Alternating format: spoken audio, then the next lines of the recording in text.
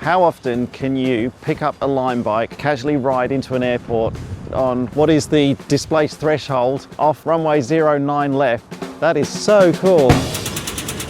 Yes, today I am in fact riding a line bike along the runway off an international airport, Tempelhof Airport in Berlin to be exact. But the interesting thing about this airport is that yes, of course it's no longer active, but it's also not abandoned, nor has anything been developed on this site, despite it being a prime piece of real estate right in the heart of one of Europe's largest cities. Tempelhof is an airport with a fascinating history. It survived wars, it saved city residents during Soviet occupation, and it helped Berlin to grow to the city it is today. But in 2008, Berlin closed it.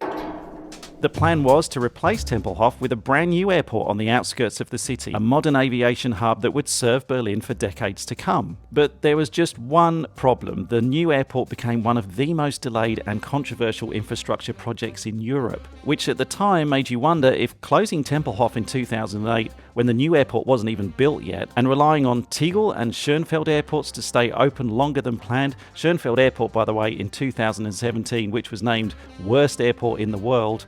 It made you wonder whether in fact Berlin had closed the wrong airport at the wrong time. And here we are. This is the entrance to Tempelhof. This area in Berlin is actually called Eagle Square. And yeah, I mean, I knew the terminal building was big, but I didn't actually realize it was that high. This map gives you a bit of an indication of the curvature of the main terminal building. So we're here at the moment, this is the Eagle Square area. We're going to go in here to the main entrance. You can see why they wouldn't want to actually knock this down, because I mean, it's obviously got a lot of history in terms of aviation, but it's also a very beautiful building. Plus, it makes sense to reuse it. So a lot of the building here is actually being used by government facilities, in particular the police, as I actually just walked past this. That's well timed. But yeah, the police have got quite a presence here in the old building. Probably shouldn't be filming, actually.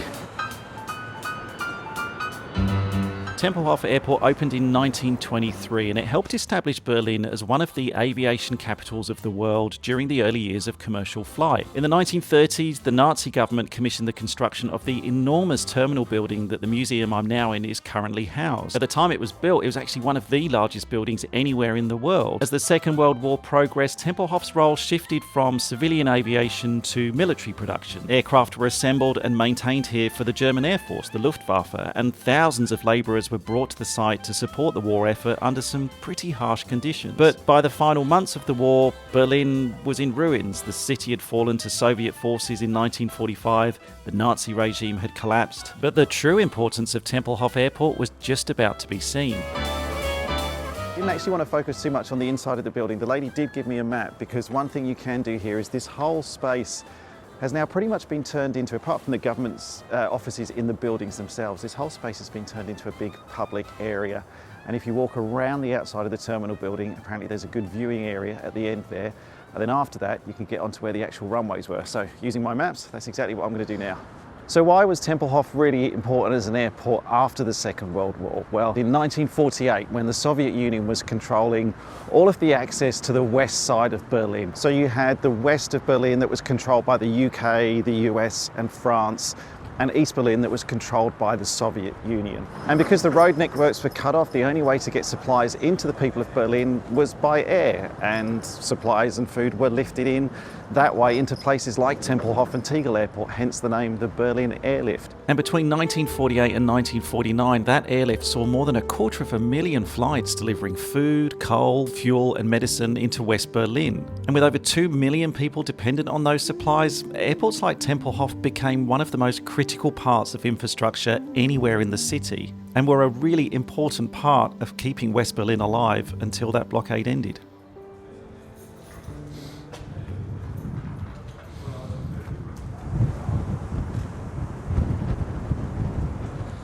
It's closed, the tower. I wanted to go up the tower and have a look at the view, but it's shut. It's open on weekends only at the moment, and it's Thursday. As well as the tower being closed, I just spoke to the security guard. The main part of the apron is also closed because they've got a Formula E race going on here. Behind me is where the fire and rescue departments obviously would have come out of. You can see the large doors at the front there for the fire brigade to quickly help with any incidents that would have happened on the airfield, which obviously over the years, and this being an airfield that was heavily used during the war, there are plenty of them, so this would have been a place that would have been kept pretty busy. But there is one part of the main airfield that we can go on to, despite the fact that everything else is closed, and that is where the main runways are, because that here at Tempelhof has been turned into this huge, big public green area.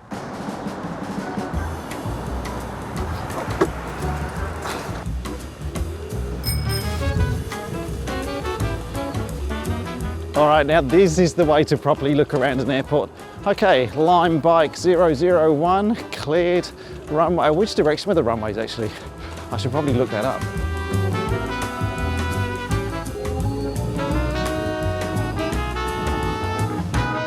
It's just over 2,000 metres the length of the runway, so of course we're going to cycle all the way to the end. And then what we might do is we might go up 09 left and come down the reciprocal, which will be 27, which is the other runway over in that direction.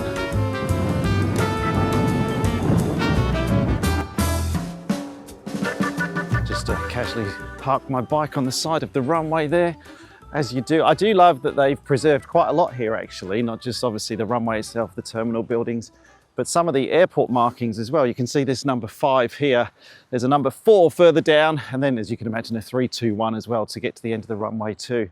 But it's nice that these signs, I don't know if they're original. I'd like to think that they are. They kind of look like they are, but if they're not and they've been put here to reflect what was here originally, I think it's a lovely touch. I can say though that the windsock that they got over there is not original. I definitely know that, mainly because, well, first of all, it's a lot smaller than the windsocks that you get at a commercial airport, but also you'd never have one placed at that point so close to the runway. It's nice they have it though. I can see though that I did actually take off on Line Bike 747 with a fairly strong quartering tailwind, so that's pretty bad pilot behaviour on my part. Anyway, let's keep going down the runway. As air traffic into Berlin continued to grow, Tempelhof faced a problem that couldn't easily be solved. As we've seen, the airport sits right in the heart of the city. It's surrounded by roads, buildings, residential neighbourhoods. There's little room for expansion. There were increasing concerns about noise, and Tempelhof really had nowhere to go. So the solution was Brandenburg Airport. Plans were developed to consolidate all of Berlin's air traffic into a single major hub built alongside the existing Schönefeld Airport site. And the plan seemed straightforward. Build a new airport, close Tempelhof, Tegel would soon follow, and air travel in Berlin would have a seamless transition to the future. But for a country renowned for precision, efficiency and innovation, the Brandenburg Airport project was anything but. A series of technical and management failures repeatedly delayed the opening. There were issues with the airport's fire protection and smoke extraction systems. There were thousands of faults, safety issues, design changes, certification problems, all of which had to be resolved before the airport could open. What was supposed to be a relatively straightforward project became a national embarrassment. The opening date slipped again and again, costs ballooned, and Berlin was left operating airports that had been expected to close years earlier. But eventually, after almost a decade of delays, the problems were resolved, construction was completed, and then in 2020, Schönefeld Airport closed for good. The IATA code SXF on the 25th of October 2020 finally changed over to the brand new code for Berlin's Brandenburg Airport, and SXF became BER. So yes, that was 2020 when it finally opened, nearly a decade after it was supposed to. But Berlin's Brandenburg Airport has been built with scalability in mind. It's definitely been built for the future. And that's a good thing because passenger numbers year on year are continuing to grow. In 2025, just over 25 million people flew through Brandenburg Airport. And interestingly, I was looking up some of the destinations that they fly in and out of. Now, the top destination out of Brandenburg, you'd probably expect is a domestic destination, that's Frankfurt. The second most popular, again, domestic, is Munich, but the third is an international destination, and that's actually Mallorca, which I can actually understand because it's pretty chilly today in Berlin, so people escaping to try and get some sun. And because of that, even though domestic destinations are the top 2 destinations out of Berlin's Brandenburg Airport, the number 1 airline that actually flies out of here is not a German airline, it's Ryanair. And interestingly, the airline that flies the second most flights out of Berlin is also not German, that's EasyJet. It's not until a bit lower down in the list when you start to see some of the German carriers operating out of here, and that's typically Eurowings and Condor. And what was it, 2 kilometres, around 2 kilometres later, we come to the reciprocal end of the runway. As you can see the numbers behind me, 27. The compass opposite to 09, 27 right in this case, this one would be. And this is the threshold for 27 right. I really love the fact they've preserved this outdoor space. They've kept this whole open area really close to the centre of Berlin, which could have easily been turned into some big housing development or retail development, and they've kept it as a public space, put all these areas here for people to come out and enjoy. This is the parkour area.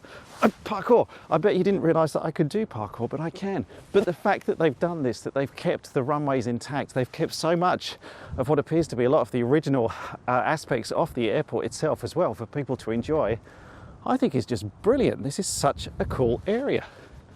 Parkour!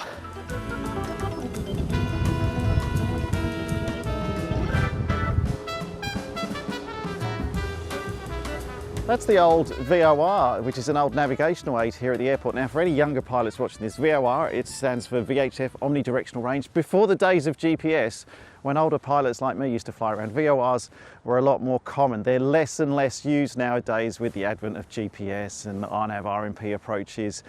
VORs, though, were one of the ways that pilots would navigate themselves to an airport and often do approaches around the airport in low visibility and bad weather days. And so that VOR would have been used many times over the decades here at Tempelhof Airport.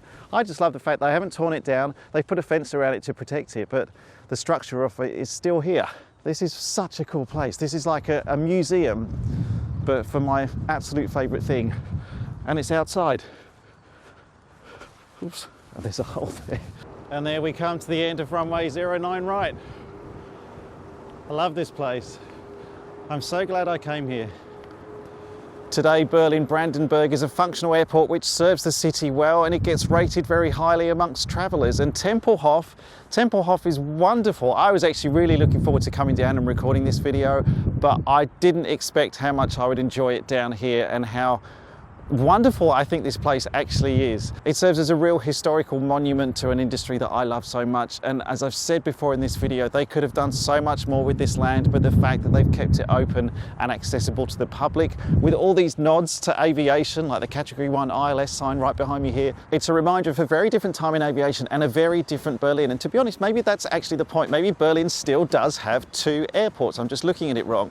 It has one airport that's a look into its aviation future, but it still has this airport, which is an important look at its aviation past. And both, in my opinion, are just as important as each other.